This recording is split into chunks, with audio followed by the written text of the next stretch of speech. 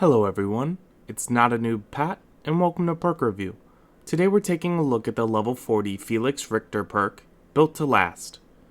Once per game, when you deplete an item, 50% of its charges will refill after 10 seconds. The pros are fairly obvious. 33% more use out of high-level medkits, toolboxes, or flashlights can be extremely helpful. The cons are that all items have a way to increase charges without utilizing a perk slot. There are batteries for flashlights, gauze for medkits, or a wire spool for toolboxes. Furthermore, utilizing this perk with all items would be a waste. For example, on a green or bronze medkit, you don't get an extra self-heal if you use this perk to refill 50% of the charges. It's just going to get you halfway, which doesn't really justify using a perk slot.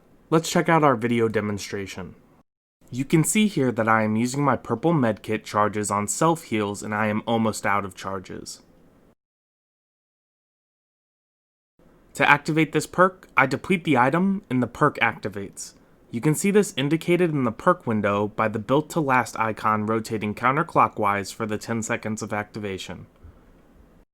You can now see that this perk has refilled 50% of the charges and I used the medkit to heal myself again.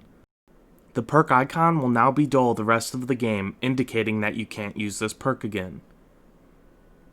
Let's get into our video examples. Here, I find a nearly depleted medkit in the basement, and I decide to use my Built to Last to refill the charges so I can heal myself. As you can see, 2 of my teammates are hooked and the other is hurt, so I didn't want to run into an already sticky situation and go for unhooks while I was hurt. After the 10-second activation period, I have enough charges to heal myself and I'm ready to go. In this next example, I'm using a toolbox to sabotage or complete generators. To start, I sabotage 2 hooks and cause a survivor to successfully wiggle off.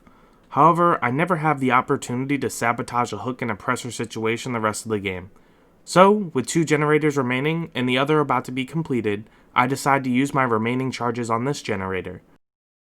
I deplete the toolbox, continue repairing the generator for 10 seconds, and then go back to using the toolbox to finish the generator and run out the door. Getting an extra 16 charges out of my toolbox was nice here.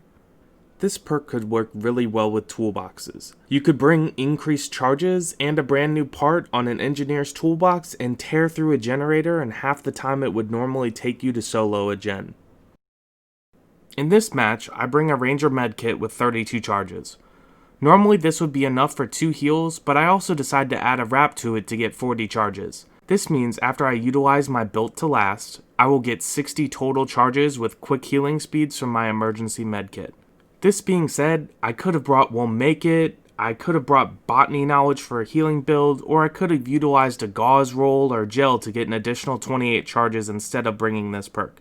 I think it's very important to note that there are always alternatives for using this perk, it just depends how you want to do your build.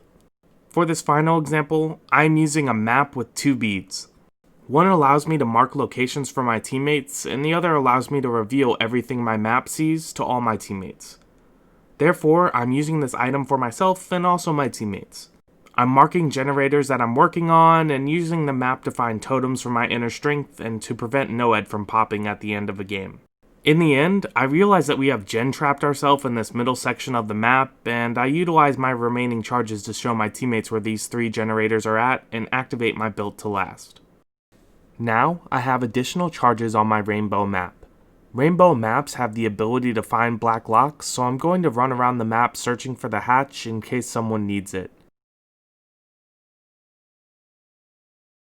Back to the action, I'm actually able to find the hatch in close proximity to this door.